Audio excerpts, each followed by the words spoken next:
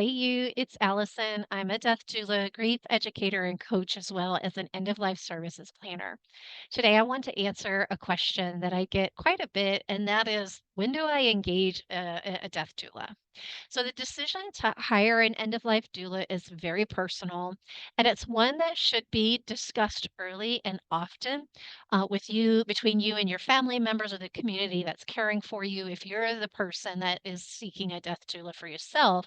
And it really should be in the same manner of understanding and respect that any other end of life decision is discussed. When you're in the midst of um, expecting your doctors to sort of clarify and explain what's going on physically, emotionally, and spiritually. At the same time, you're not feeling well or the individual is not feeling well. It's a really hard thing to do, is to navigate all of the complexities of medical care, of spiritual care, of emotional care, all at the same time. We are a holistic person, and when we go through journeys like this, it isn't just one lane, it's multiple, right? And it's multiple dimensions of that. And so having somebody like a death doula who has experience in caring for people at the end of their lives, and they also have the time to sit and be with that person to help them figure out what's going on, can really, really be valuable. And so there's actually four key areas that I often share with people, like, when do you engage a death doula? So the first is the before. And the before really is in the early diagnosis. It could be even just a curious consultation for preparation for what's to come, and before overwhelm happens. Once you start getting into the process of caring for someone or you're being cared for, it might be too late by then and you're feeling overwhelmed and you're not sure where to start. The best place to start is before all of that happens and engaging a death doula. You can seek consultations on an as needed basis if you want to. The second is the support stage. And this is really all stages of the person's illness. It's when you're in the midst of that and you know conversations need to be had. So there are cultures and generations that will not talk or do not want to talk about death or planning for death, because there's the thought, well, one, there's the thought of, if I talk about it, then I'm going to die sooner. Some cultures won't talk about it. It's just kind of taboo.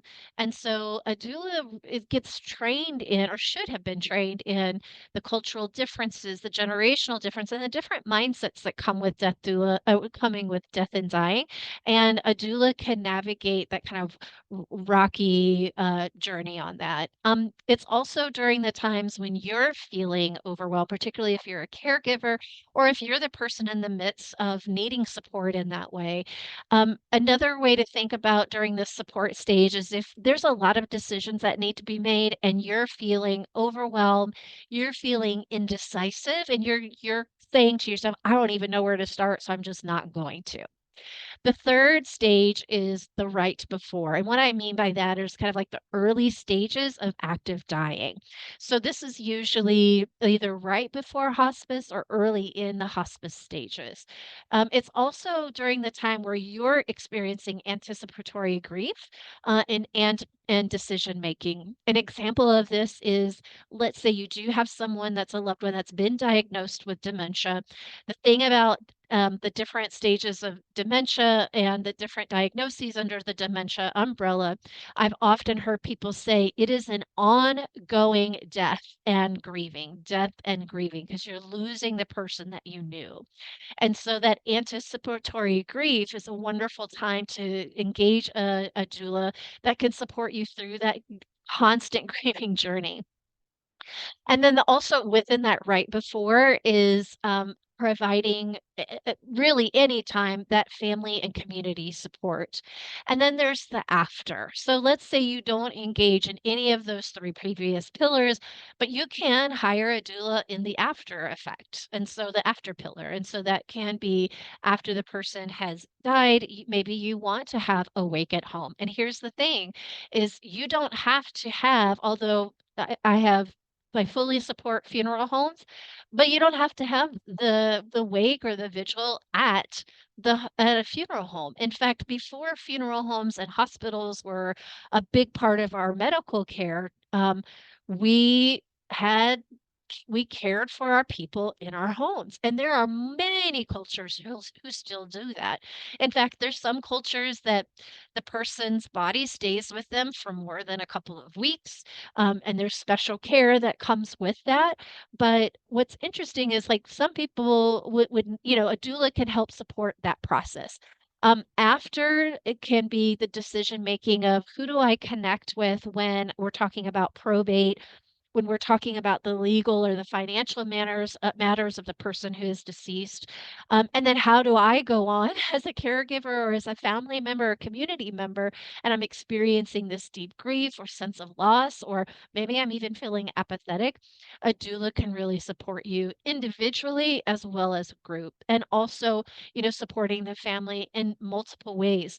Recently, I supported a family in um, planning, emceeing, and following up through the celebration of life. It was a full day of a funeral, celebration of life, and a family gathering at the end of the day. So it was helping coordinate all of that. I even emceed the event and help find a speaker, to help find catering, help find any other resources that are needed for that. So a doula can really do a whole lot.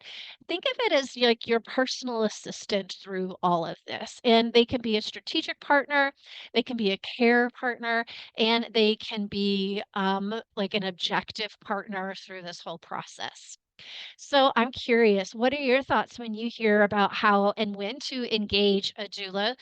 What are your thoughts about that?